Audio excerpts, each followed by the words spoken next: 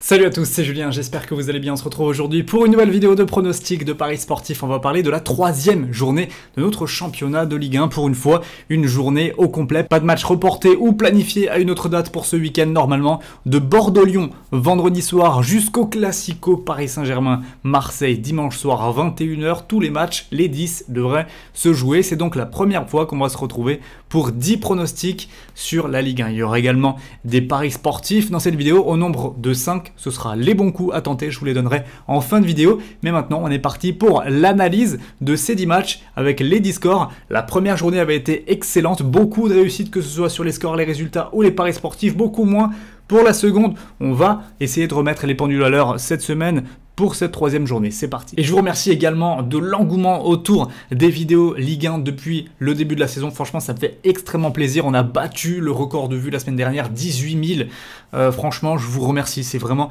énorme. Donc, pour ceux qui apprécient ce genre de vidéo, déjà abonnez-vous, mais surtout lâchez un gros pouce bleu. C'est très important pour moi. Et donnez-moi vos 10 pronostics sur la Ligue 1 dans les commentaires. Avant de commencer, si vous souhaitez rejoindre mon site internet, la team parieur.fr, le lien se trouve dans la description. C'est un site de conseils en paris sportifs où chaque jour, chaque matin, je poste mes vidéos d'analyse des matchs du jour avec des pronostics safe, conseils, buteurs et fun.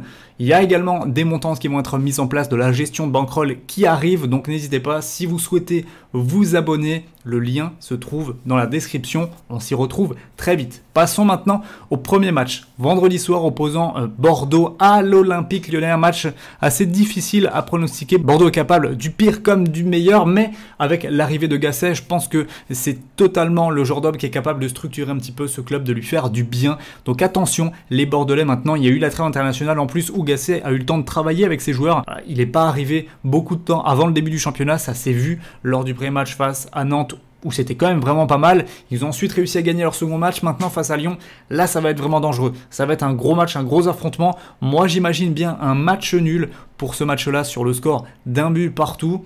Bordeaux sera dangereux, c'est sûr, c'est une équipe en plus qui aime bien jouer contre les Lyonnais, mais Lyon, voilà, c'est priorité championnat, de toute façon ils ont que ça à jouer, essayer de remporter la Coupe de France et faire une place sur le podium en Ligue 1, ils ont remporté leur premier match, voilà, ils se sont fait quelques frayeurs face aux Dijonais, mais globalement l'adversaire était quand même beaucoup trop faible pour pouvoir rivaliser.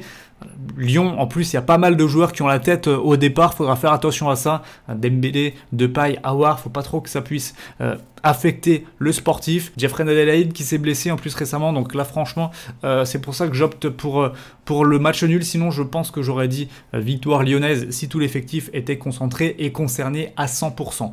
On enchaîne samedi après-midi avec la rencontre opposant Montpellier à Nice. Alors là, je vois bien les Montpelliérains lancer réellement leur saison avec une victoire à domicile. Nice a gagné ses 2 premiers matchs, mais on va pas se mentir, il y a eu pas mal de réussites, notamment dans le premier face à Lens où ils se sont fait énormément bouger. Ensuite contre Strasbourg, c'était différent, mais les Strasbourgeois, il y a des manques, il y a beaucoup de manques dans cette équipe dans ce début de saison, donc c'est pas vraiment révélateur, je pense, d'une performance de haut niveau. Là, Montpellier, je les ai entendus en conférence de presse, très déterminés, très concentrés, concernés. Il y aura le retour de la doublette Laborde, Delors, voilà, qui me semble prête à lancer sa saison. Moi je pense que les Montpelliérains s'imposeront dans leur stade, ça sur le score de 2-1. On passe maintenant au match du samedi soir, belle affiche sympa, Saint-Etienne contre le Racing Club de Strasbourg. Je pense que ça va jouer, ce match là il y aura du but, on verra des choses dans cette rencontre là. La Saint-Etienne, attention, ça peut être l'une des équipes là qui peut faire des très belles choses, je pense, sur le début de saison. Alors la Saint-Etienne cette saison, ça va être un effectif de transition avec de nombreux jeunes, mais pas n'importe lesquels, des jeunes de très grande qualité, et franchement je pense qu'on peut en voir émerger certains au très haut niveau. Donc attention à Saint-Etienne qui met beaucoup d'application et beaucoup d'énergie dans ce début de saison. Je pense que dans un match à domicile, même si voilà, le domicile extérieur est fortement chamboulé du fait qu'il ne peut pas y avoir beaucoup de spectateurs, donc beaucoup d'ambiance autour de l'équipe à domicile, malgré cela, le Racing Club de Strasbourg a de véritables manques défensifs et au milieu de terrain dans ce début de saison, et c'est criant. 2 matchs, 2 défaites. Vous le savez, moi je suis strasbourgeois, je suis beaucoup cette équipe, mais il manque clairement des défenseurs et des milieux de terrain plein de talent dans cette équipe. Bon, et en défense, si tu fais les bons choix d'hommes, tu peux t'en sortir. Par contre, au milieu, je pense vraiment qu'il manque minimum un joueur, un bon et un grand numéro 6. Sans ça, je pense que l'équilibre de l'équipe ne sera pas encore trouvé. Donc moi, je vois pas du tout Strasbourg s'imposer du côté de Saint-Etienne. Au contraire, je vois une victoire 3-2 des Verts dans leur stade. On passe maintenant au match du nouvel horaire, dimanche à 13h. Le LOSC qui reçoit Metz. Je vais pas trop faire durer le suspense sur ce match-là. Je pense que Lille va petit à petit trouver sa carburation. Ce sera encore une équipe extrêmement dangereuse. Et on voit que même lorsqu'ils sont moins bien, comme ça a été le cas durant les 2 premières journées, c'est quand même une équipe qui arrive à garder un standing de performance très intéressant en Ligue 1. Et à mon avis, Metz en fera les frais. Et je dirais 2-0 victoire pour les Lillois avec, je pense, des buts, des recrues, pourquoi pas Jonathan David, pourquoi pas Yilmaz également devant. En tout cas, je pense que Lille fera le taf et s'imposera dans son stade. Angers, Reims, on passe au multiplex Ligue 1. Il n'est pas facile ce match-là et je pense que c'est le premier 0-0 que je vais pronostiquer en Ligue 1. Angers-Reims, là ça sent le match où les deux équipes vont vouloir se rassurer après des débuts mitigés, tantôt bons, tantôt mauvais. Je pense que ce match-là sera très disputé, très équilibré, qu'on verra pas beaucoup de buts. Ni de spectacle, 0-0. Score final. Nice-Rennes maintenant. Alors là, on a les Rennais. Les Rennais qui nous font un début de saison tonitruant, très intéressant. Ils sont allés chercher un bon point du match nul à Lille avant de s'imposer. Voilà, c'est une équipe qui, je pense, a les moyens de confirmer. Maintenant, Nîmes, offensivement, c'est une équipe qui a beaucoup de potentiel, beaucoup de talent. Alors, ils se sont complètement ratés la semaine dernière du côté de Nantes, même s'ils auraient pu revenir dans le match grâce à un carton rouge adverse. Mais voilà, offensivement, c'est une équipe qui sera capable de poser problème, je pense, à Rennes. En revanche, défensivement, voilà, si Rennes met à profit encore ses excellents joueurs, Niang, Terrier, Rafinha, Kamavinga, et même les joueurs qui seront sur le banc, peut-être titulaires d'ailleurs, comme Adrien Hunou, mais je pense que ça fera craquer cette défense nîmoise. Et donc je vois une victoire des Rennais à l'extérieur sur le score de 2-1. On passe à Lorient. Lens, un match opposant donc deux équipes qui étaient en Ligue 2 la saison dernière. C'est toujours des affrontements très serrés entre ces deux équipes.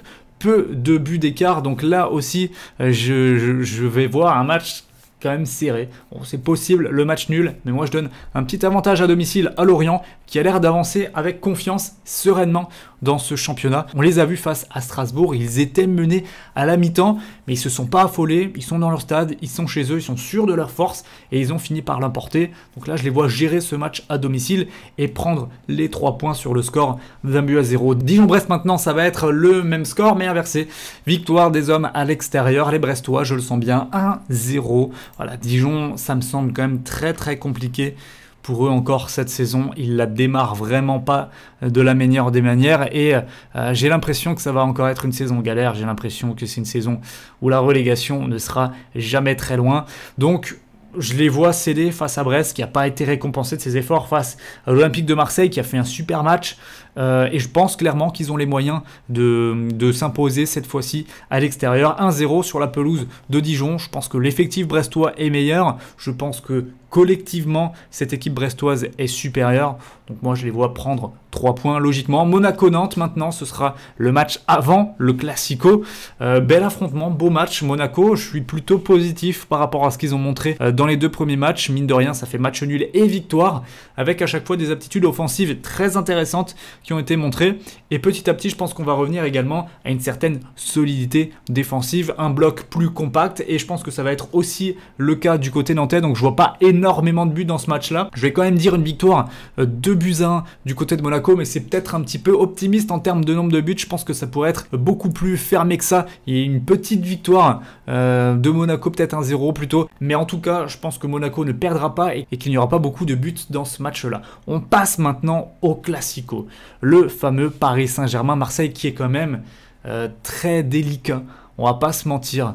Le Paris Saint-Germain va jouer au moment où je tourne cette vidéo son premier match de championnat face à Lens. J'ai pas le résultat. Marseille a joué une rencontre et l'a gagné à Brest, mais dans le contenu, c'était très compliqué. Donc au final, je me demande vraiment pourquoi ce Classico a été programmé aussitôt.